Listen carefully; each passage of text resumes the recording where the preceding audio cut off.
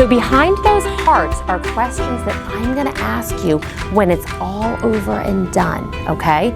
So while I'm reading this story, I want you to be thinking, the title of it is Listening with My Heart. What do you think that listening with your heart means? What does it mean?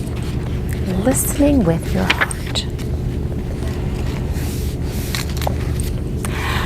Esperanza's tummy fluttered, and she practiced her lines on the porch. Today was the class play. Waiting for Mama to walk with her to school, she paced back and forth when she spotted a heart-shaped rock. Esperanza picked it up and showed it to Mama as soon as she stepped outside. "I see you found a little treasure," said Mama. Esperanza rubbed its rough surface and felt a twinkle of joy. Maybe it's a sign. "For what?" asked Mama. She thought about the class play. Later that afternoon, wondering what it would finally be like in the spotlight. "To put my heart into everything I do," she answered. At that moment, they heard a scratching and a soft cry. Esperanza peeked under the stairs and spotted a kitty shaking and shivering. No Mama in sight. She scooped the kitten into her lap and cuddled her. "She's all alone. I think she's hungry." Esperanza reached for her lunch bag, pinched off a piece of chicken, and offered it to the kitty, who gobbled it up. "Mama, I think the rock is a reminder to spread kindness and love. That's what we do when we listen with our hearts." "I think you're onto something," said Mama. "Can we keep Cleopatra, please?" asked Esperanza, who'd already named the kitty. "Queens are always welcome at our house," said Mama. "If she's still here after school, we'll take her in." At school, Esperanza was more focused on the play than on math or reading. Clutching her script during recess, she noticed Bao sitting alone on a bench. He was new in school this week and didn't speak much English. She wondered if he felt lonely or scared. Esperanza found a soccer ball and she kicked it over to him. A smile spread across Bao's face. He stood, popped the ball in the air, then bounced it between his knee and his head a few times. "Dude's got moves," thought Esperanza. They spent recess giggling and making hand signals. Afterwards, Esperanza borrowed Miss Owen's English to Vietnamese dictionary. She wrote "friend" in Vietnamese, drew a picture of Bao and her, then put it on his desk. Esperanza rubbed the rock in her pocket. Listening with her heart made her feel peaceful inside.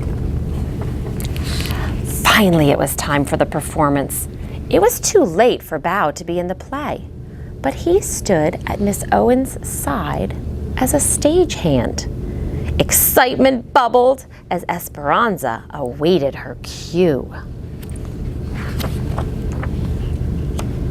Esperanza walked on stage, tripped as she was about to say her first line, and splattered across the stage.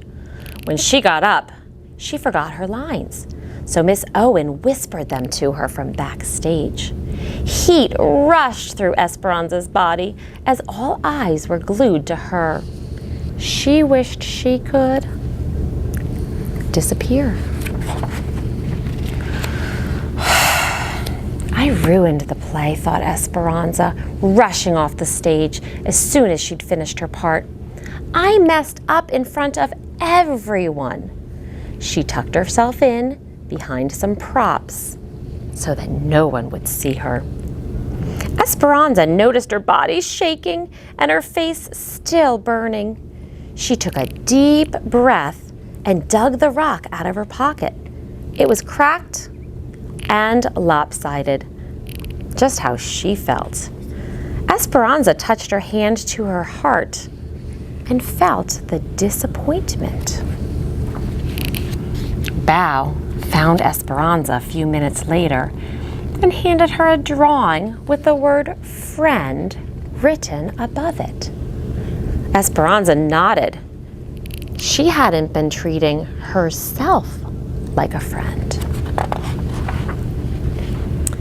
Esperanza realized this wasn't the first time she'd been unkind to herself.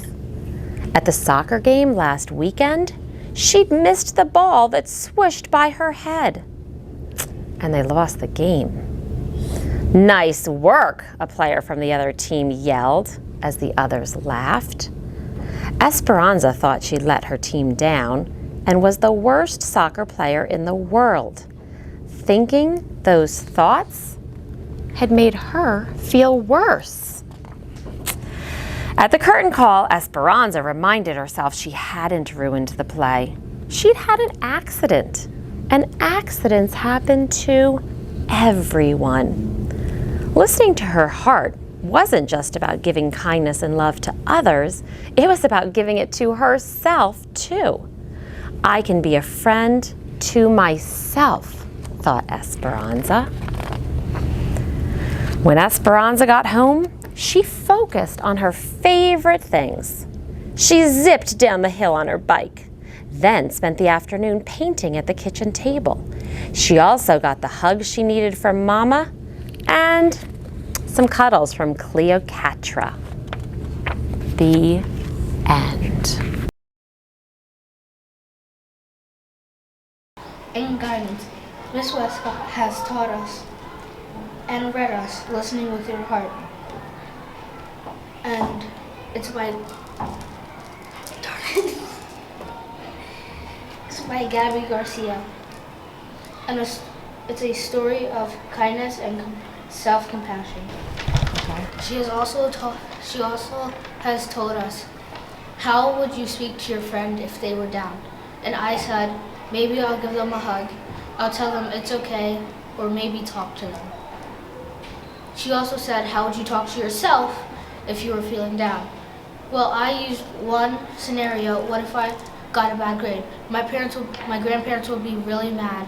I would be really sad, and I would be really, really mad at myself because I was working hard, but I still got a bad grade.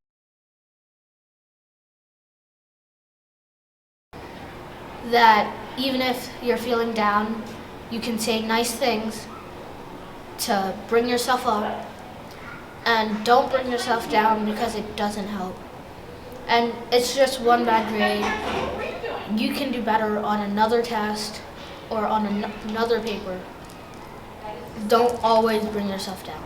Okay. Hi, my name is Owen. When my friend is feeling worried or sad, I say, just ignore it, don't worry about it. But when I talk to myself, I say, I'm not that good. I'm the worst. I learned that you should always treat yourself like a friend, or treat yourself in a nice way. Hi, my name is Adithi. When I did this lesson, I realized that when I talked to myself, it was a lot less positive than when I talked to others. For example, when I talked to myself, I said, what's the worst thing that can happen? She or he is better than me. And sometimes I like to do things that help me, like go to my older brother or draw. But when I'm talking to my friend, I'm a lot more nicer. I say, you can do it, all is good. You can go through this. You're great, make sure you're happy. I noticed that this lesson taught me about how I treated myself and how that compared to treating others. I realized that I needed to be super nice to myself like I am with others.